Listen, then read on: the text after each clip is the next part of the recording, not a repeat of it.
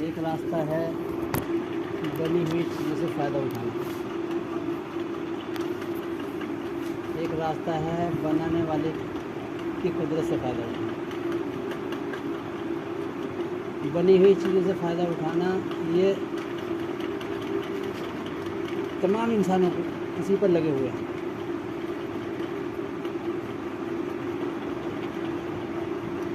آج اللہ کی قدرت سے فائدہ اٹھانے والا راستہ بنا۔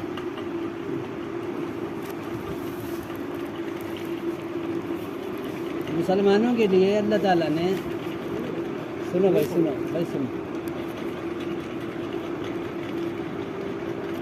مسلمان آج تو دنیا میں پریشان ہیں اور ذلت میں پستی میں جا رہے ہیں۔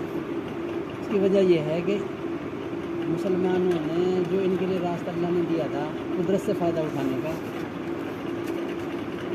اس سے منہ موڑ لیا، اور یہ اسی لائن پر محنت کر رہے ہیں جس لائن پر اللہ کو نہ ماننے والے لائن پر محنت کر رہے ہیں۔ وہ محنت کیا ہے کہ محنت کر کے مال حاصل کرو اور مال کے راستے سے چیزیں حاصل کرو اور چیزوں کے راستے سے کامیاب ہو جاؤ۔ یہ انتہائی گھٹیا راستہ ہے، اللہ کے نہ ماننے والوں کا، اللہ کے انکاریوں کا راستہ ہے۔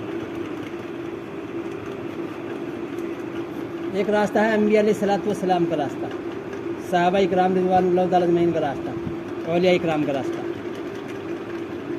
یہ تین کیٹیگری ہیں، انبیاء، صحابہ، اولیاء، جنہوں نے اللہ کی قدرت سے براہ راست فائدہ حاصل کیا، جو مسئلہ ہو چاہے انفرادی، اجتماعی۔ وہ راستہ کیا ہے؟ وہ راستہ ہے محنت کر کے ہدایت حاصل کرو اور ہدایت کی روشنی میں عمل کرو اور عمل کے راستے سے کامیاب ہو جاؤ۔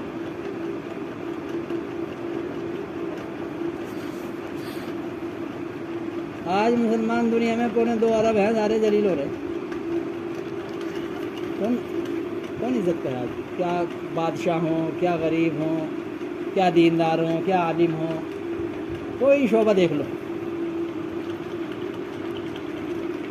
اور ایسا نہیں عمل نہیں کر رہے، عمل بھی کر رہے ہیں، لیکن عمل ہو رہے ہیں ایمان سیکھے بغیر۔ ایمان سیکھے بغیر عمل پر اللہ کا کوئی وعدہ نہیں ہے، نہ ظاہر ہو رہا ہے، دیکھو۔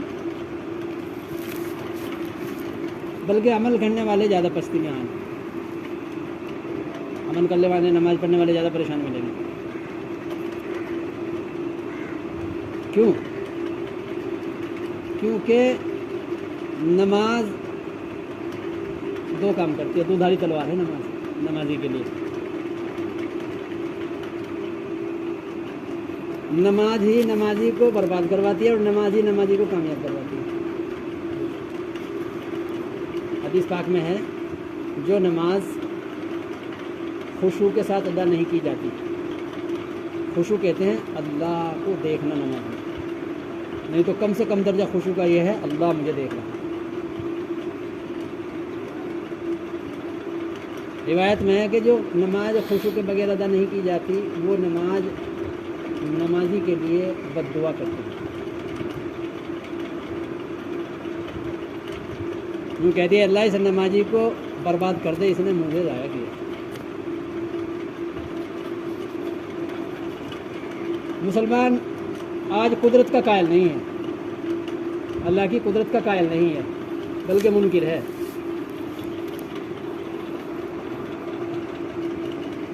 یوں کہتا ہے مسلمان بغیر سبب کے کیسے ہو جائے گا؟ اللہ کی قدرت کے مقابلے پر اسباب کو لاتا ہے۔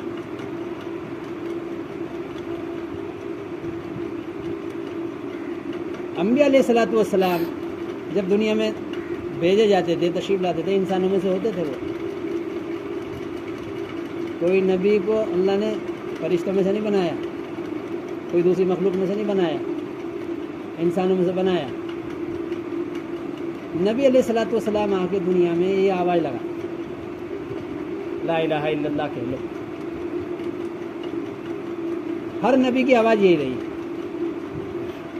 لا الہ الا اللہ کہہ لو. کیا مطلب لا الہ الا اللہ کہہ لو؟ کہہ تو رہے ہم، پھر کامیاب کیوں نہیں ہو رہے؟ نبی کی بات تو بالکل پکی ہے. نبی جی یوں کہہ رہے ہیں لا الہ الا اللہ کہہ لو، کامیاب ہو جاؤ گے.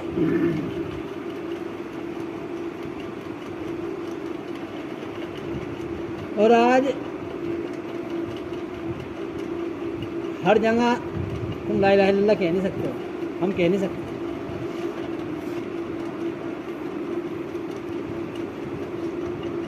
آخر لا الہ الا اللہ میں کیا ہے، کیا کہلوانا چاہ رہے ہیں؟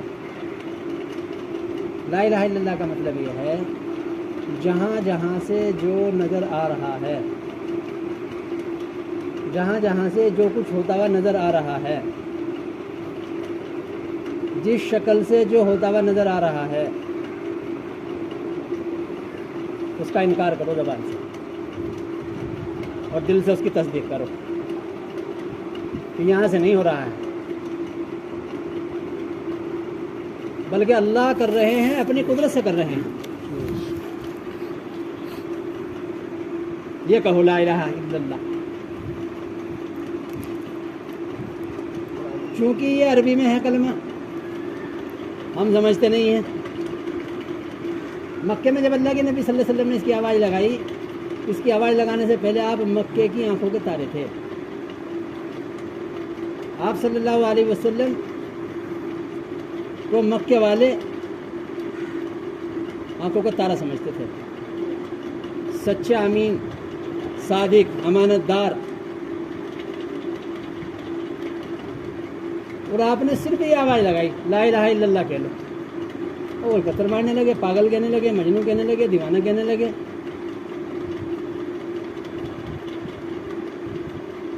بے دین کہنے لگے، گمراہ کہنے لگے،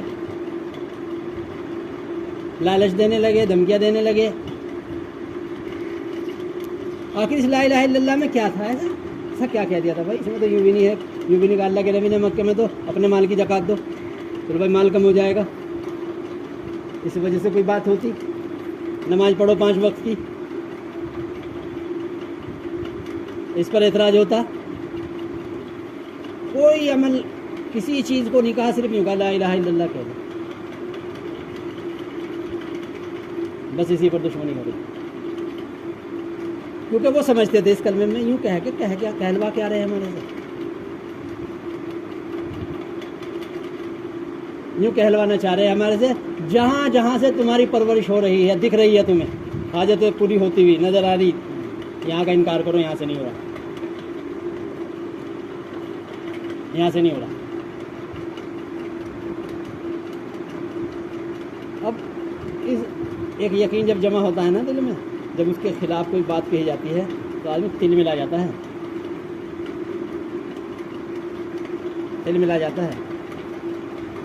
عمل کی دعوت نہیں دی اللہ کے نبی نے، کیونکہ عمل کی دعوت پر کوئی مخالفت نہیں ہوگی. اب کسی کو کہو بھائی اپنی ماں باپ کی خدمت کرو، بالکل کرنی چاہیے. غریبوں کی مدد کرو، ہاں بالکل کرنی چاہیے. زکوٰۃ دو، ہاں بالکل. لیکن جب یوں کہا جائے گا جہاں جہاں سے پرورش ہو رہی ہے یہاں سے نہیں ہو رہی ہے، اس کا انکار کرو. یہ جو تم سمجھ رہے ہو دوائیوں میں شفا ہے، یہ نہیں، اس میں نہیں ہے. یہ جو تم سمجھ رہے ہو دکانوں میں مال آئے گا، نہیں، ان میں نہیں ہے. یہ جو تم سمجھ رہے ہو حکومت سے حفاظت ہوگی، اس میں نہیں ہے. لا الہ نہیں ہے اس میں، کرو انکار اس کا. یہ بات ہر ایک کی سمجھ میں نہیں آتی. اللہ نے قرآن میں کہی اس بات کو.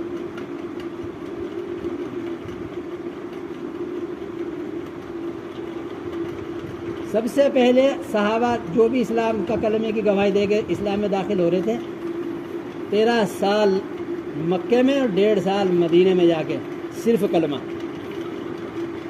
اندر یہ یقین بن جائے کہ اللہ کرتے ہیں اپنی قدرت سے، اور یہ یقین نکل جائے جہاں جہاں کا بیٹھا ہوا ہے، جہاں جہاں سے یقین بیٹھا ہوا ہے یہ نکل جائے. مولانا یوسف صاحب رحمۃ اللہ علیہ کو جب امیر بنایا مولانا الیاس رحمۃ اللہ علیہ کے انتقال کے بعد، تو مرکز میں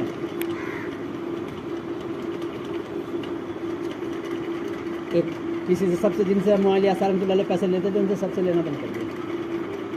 جو پیسے خرچ کرتے تھے مرکز میں سب کو بند کر دیا مولانا یوسف رحمۃ اللہ علیہ نے. اور 16,000 روپے قرضہ ہو گیا. کتنے؟ سن 46 کی بات بتا رہا ہوں میں تمہارے کو, 1946 کی. بنیے کا قرضہ, بنیے نے آگے سامان دینا بند کر دیا.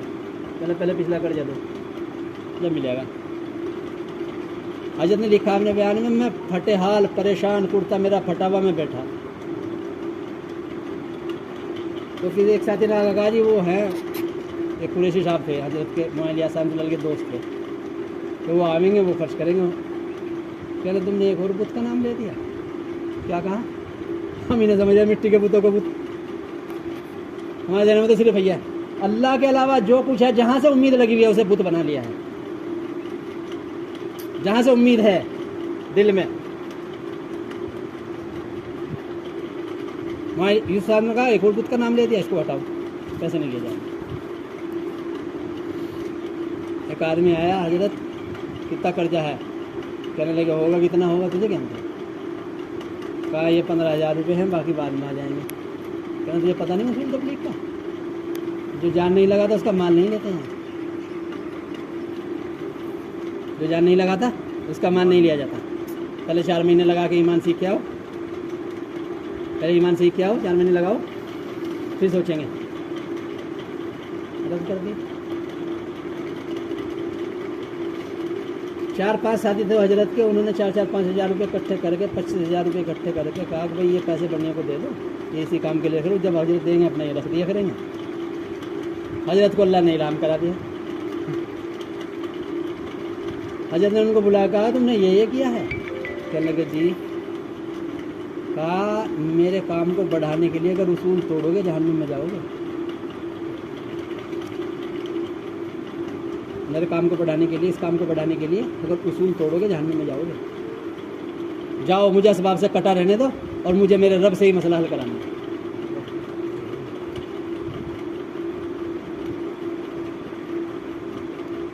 20 سال میں ساری دنیا میں کام پہنچا دیا حضرت نے, بغیر سبب کے, بغیر اسباب کے.